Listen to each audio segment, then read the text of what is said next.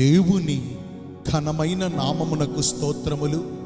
ఈ వాగ్దానమును వింటున్న మీకందరికీ మన ప్రభువును ప్రియ రక్షకుడైన యేసుక్రీస్తు నామములో శుభములు, మా హృదయపూర్వకమైన వందనములు. ఈరోజు మీ కొరకైన దేవుని వాగ్దానము యెహోషువ గ్రంథము 3వ అధ్యాయము 7వ వచనము. నేను మోషేకు తోడై ఉండినట్లు నీకును తోడై ఉందును. నేడు వారి కన్నుల ఎదుట నిన్ను గొప్ప చేయ మొదలు పెట్టెదను. ఈ మంచి వాగ్దానమును మంచి దేవుడైన యేసయ్య నేడు మనందరి జీవితములలో నెరవేర్చునుగాక. ఆమేన్.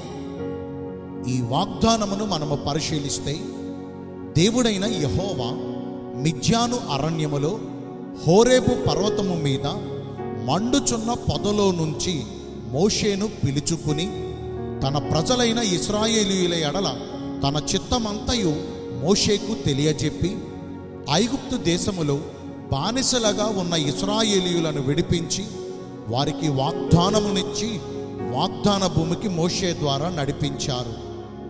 ఈ 40 సంవత్సరముల ప్రయాణములో మోషే వారికి ముందుగా నడుస్తూ దేవుని ద్వారా ఎన్నో అద్భుత కార్యములను వారి కన్నుల ఎదుట జరిగించారు. మార్గములో ఇశ్రాయేలీయులు పలుమార్లు దేవునిని శోధించి ఆయనపై తిరుగుబాటు చేసినప్పుడు ఆయనకు కోపమును తెప్పించిన మోషే దేవునిని బతిమలాడుకొని ఆయన కోపమును చల్లార్చేవాడు. అయితే ఇశ్రాయేలీయులను బట్టి మోషే కాని మాటను పలికి దేవుని ద్వారా సెలవు పొంది వాగ్దాన భూమిని చేరకుండానే యోర్దాను మైదానములో నెబో పర్వతముల మీదనే కన్ను మూశాడు. ఇశ్రాయేలీయులను నడిపించుటకు యెహోవా నూను కుమారుడైన యెహోషువను ఎన్నిక చేశారు. అయితే ఈ ఇశ్రాయేలీయులు లోబడనలని ప్రజలు, దేవునికే ఆయాసమును కలిగించిన వారు.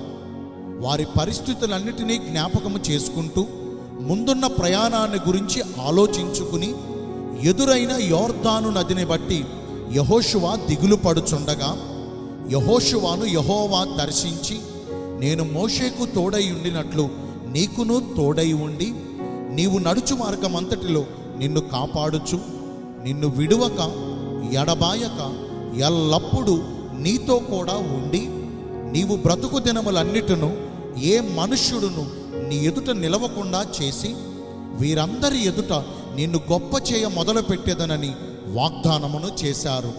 తాను వాగ్దానము చేసినట్లుగానే యెహోవా యెహోషువ జీవితములో గొప్ప కార్యాలు జరిగించి అతని ద్వారా ఇశ్రాయేలీయులను వాగ్దాన భూమికి నడిపించారు. ఈ వాగ్దానములు వింటున్న ప్రియ దైవ జనాంగమా, మన ప్రభువు వాగ్దానములు నమ్మదగినవియు పూర్ణ అంగీకారమునకు యోగ్యకరమై ఉన్నవి.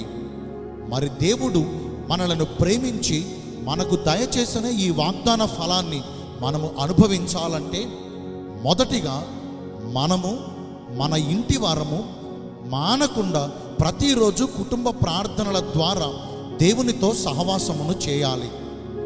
ఆయనతో సహవాసము మనకు మేలుకరమైన జీవితమును కలిగిస్తుంది.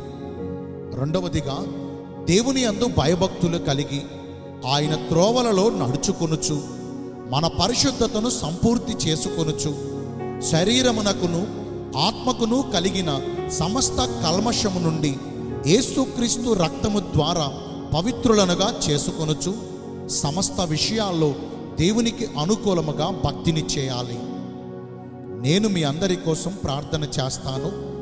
పరిశుద్ధుడును ప్రేమ కలిగిన మా ప్రియ పరలోకపు తండ్రివైన దేవా, మీ కృప కలిగిన ఘనమైన నామమును బట్టి నిండు మనసుతో కోట్ల కొలదిగా మీకు మా కృతజ్ఞతాస్తుతులు, స్తోత్రములు, వందనాలు చెల్లిస్తున్నామయ్యా.